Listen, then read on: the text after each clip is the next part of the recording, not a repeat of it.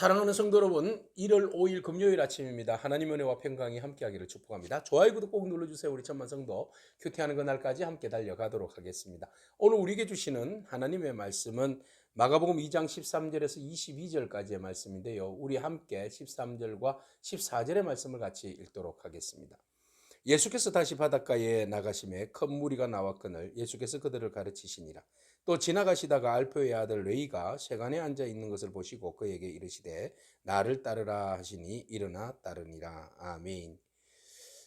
주님께서 사역하시는 그 사역의 시간들과 그 사역의 범위 속에서 인재를 등용하는데요. 그 인재 등용은 세상의 가치와 기준에 따라서 등용하지 않는다는 것입니다. 세상 사람들은 보다 더 똑똑한 사람, 스마트한 사람, 뛰어난 사람, 재력가들 이런 사람들을 인재로 등용합니다. 그러나 주님께서는 먼저 베드로와 안드레, 야고보, 요한을 부르신 것을 보아서 우리가 잘 알듯이 사람들을 어부 출신들도 주님께서 부르신다는 겁니다. 오늘 그리고 더 나아가서 세리도 부르신다는 것이죠. 세리는 당시에 가장 유대인들에게 부정한 사람으로 지명받은 사람이었습니다. 그는 그의 나라를 위하여서 애쓰는 자가 아니라 로마를 위하여서 분봉왕 헤롯을 위하여서 힘쓰는 자이기 때문에 이스라엘 사람들은 그는 부정하다고 생각했고 그는 죄인이라고 생각했습니다. 그는 역적이라고 생각을 했습니다. 그래서 세리하고는 상종도 하지 않는 그런 이제 생각들을 가지고 있었고 회당에서도 그를 파면당하는 그래서 너무나 외로운 그런 사람이었습니다. 사케오를 보면 잘 알 수 있습니다. 그래서 그들은 굉장히 부유함을 가지고 있는 것 같지만 한편으로는 굉장히 가난한 사람입니다. 마음이 가난한 사람이죠. 그래서 언제나 누군가의 긍휼과 관심의 대상이었던 것이죠. 그런데 그를 주님이 찾아오셨습니다. 이미 소문은 모든 사람들에게 들려졌었고 또 이도 세리도 바로 주님에 대한 이야기를 듣고 있었고 주님을 알고 있었죠. 그런데 주님이 직접 찾아오셔서 레이를 반겨주시고 또 내가 너를 제자로 등용하겠다 이렇게 말씀하십니다. 그에게 예수님께서 직접 말씀하실 때 나를 따라오라 이렇게 말씀하셨는데요. 그것은 내가 너와 함께 동력자로 세워서 너와 함께 주의 일들을 감당하겠다 이런 말씀이죠. 이 이야기를 들었을 때에 세간에 앉아있는 이 레이 어떤 마음이었을까요? 정말 세상에서 가장 행복한 사람이 아니었을까? 이 귀하고 높으신 분이 나를 부르셔서 같이 주의 일을 하자고 그러네. 그러니까 얼마나 기쁘겠습니까? 그는 자기의 집으로 예수님을 초대했습니다. 그리고 많은 세리와 죄인들도 초대했습니다. 그의 친구들이 그나물의 그 밥이기 때문에 그렇죠. 그래서 같이 함께 어울려서 밥을 먹으면서 이제 나는 예수님께서 부르셨으니 나는 주의 그 동력자가 되어서 이 길을 떠나려고 하네. 뭐 이런 이제 마지막 환송식, 마지막 시간들 아니겠습니까?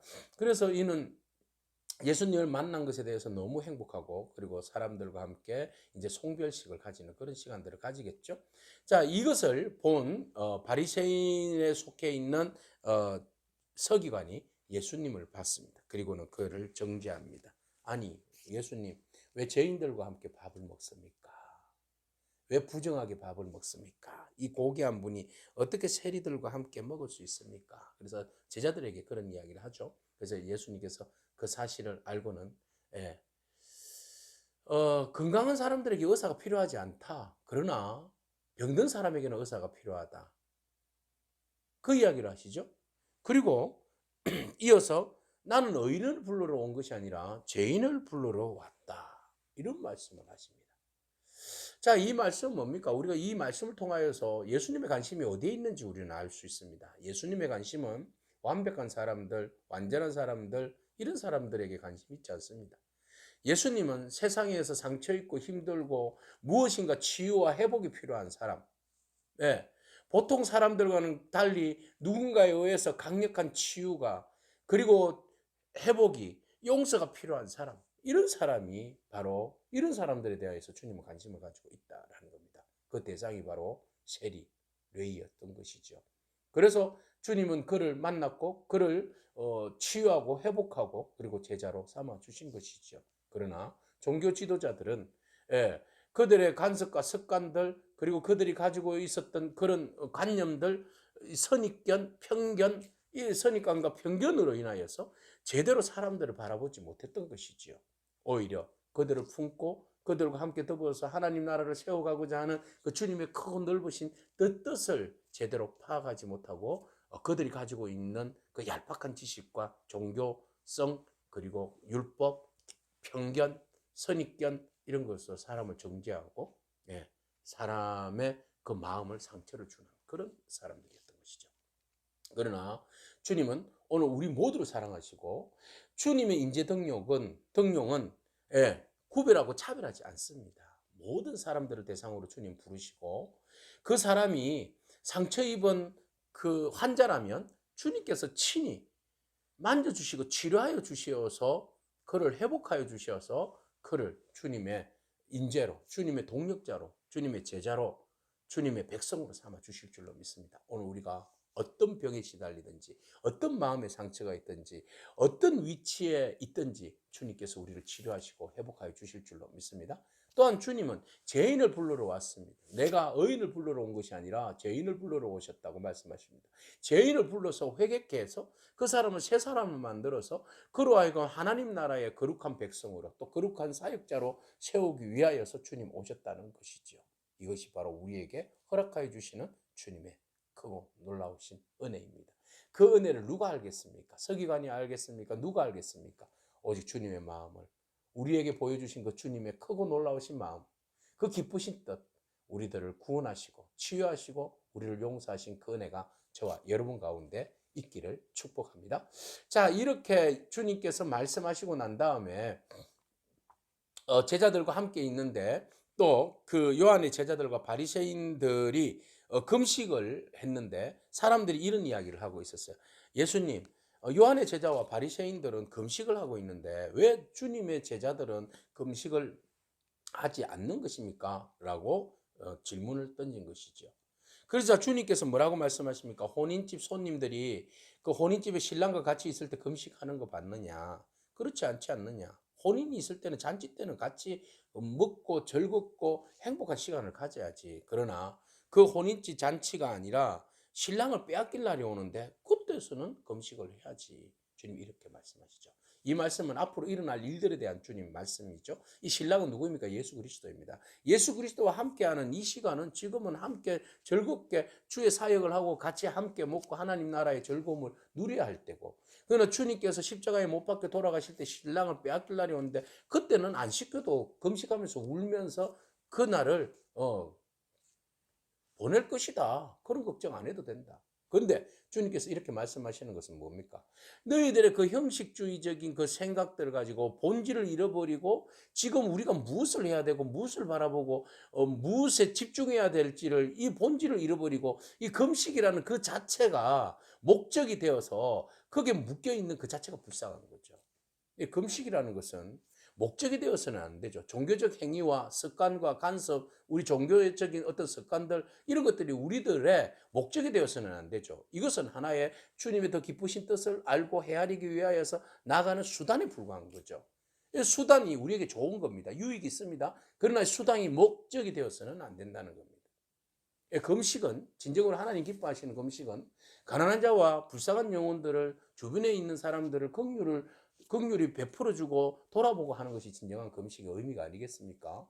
나의 그 영적인 어떤 위치와 그리고 그 영적인 그 이득과 어떤 도달하고자 하는 그 수준 그것을 막 드러내기 위해서 금식하는 겁니까? 나는 40일 금식했습니까? 나는 50일 금식했습니다. 이렇게 나의 영적 그 훈장을 드러내기 위한 금식은 아니지 않습니까? 그래서 주님이 무엇 때문에 금식하느냐? 당연히 묶여있는 습관 때문에 금식한다는 것은 말이 되지 않다. 이런 말씀을 하시는 거죠. 그래서 주님이 그들에게 금식하는 것을 향하여서 이런 이야기를 하시죠. 두 가지 비유를 듭니다. 생배 조각을 가지고 낡은 옷에 대는 사람이 어디 있느냐. 그렇게 하면 그 옷이 땡겨져서 그냥 터져버린다. 그리고 새 포도주를 낡은 부대에 넣는 사람도 없다. 그러면 부패해서 이렇게 팽창할 텐데 부대가 터져버린다. 그래서 새 포도주는 어디에다가? 새 부대에 넣어야 되지. 지금 시대가 누구예요?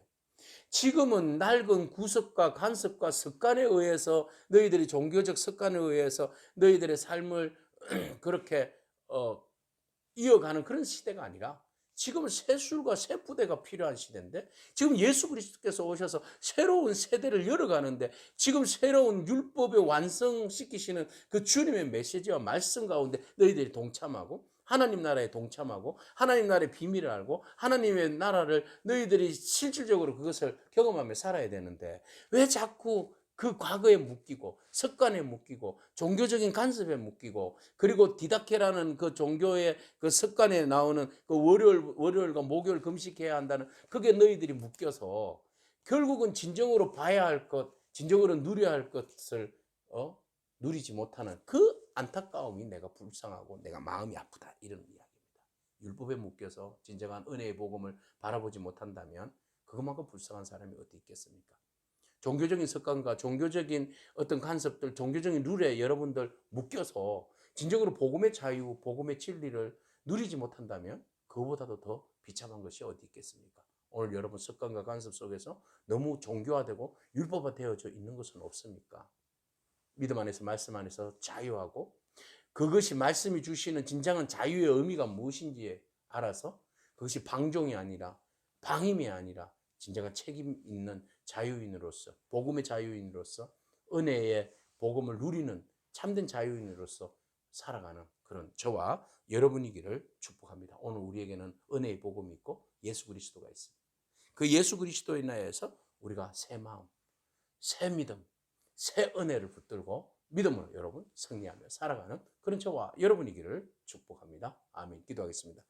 주님 감사합니다. 우리에게 생명의 복음이 있고 그 생명의 복음을 위해서 예수 그리스도께서 이 땅에 오셔서 율법이 아닌 은혜의 복음으로 살아가게 하시고 그것을 누리게 하시고 하나님 나라를 향하여서 금식이 우리에게 유익하지만 그러나 그것이 목적이 되지 않게 하시고 수단으로서 우리에게 말씀하시며 오직 우리가 복음이신 예수 그리스도의 진리 안에서 자유하고 그 진리만 붙들고 나아갈 수 있는 본질을 보게 하시니 감사합니다. 하나님 우리가 얽매여 있는 율법적인 그리고 전통적인 습관과 감수 속에서 벗어나서 참 자유하게 하시는 예수 그리스도로 만족하고 기뻐하며 복음을 위해서 살아가는 저희들 되게 하여 주시옵소서. 우리를 부르시는 주님, 죄인들도 주님의 제자가 될 수 있음을 주님께서 회복하셔서 다시 만들어 가심을 우리로 하여금 보게 하시니 감사합니다. 오늘 우리를 주님 만져주시고 우리를 다듬어 주시어서 주님의 나라에 동참할 수 있는 선한 제자가 되게 하여 주옵소서. 예수님에게 하신 이름으로 기도합니다. 아멘. 오늘도 믿음으로 승리하길 축복합니다. 아멘.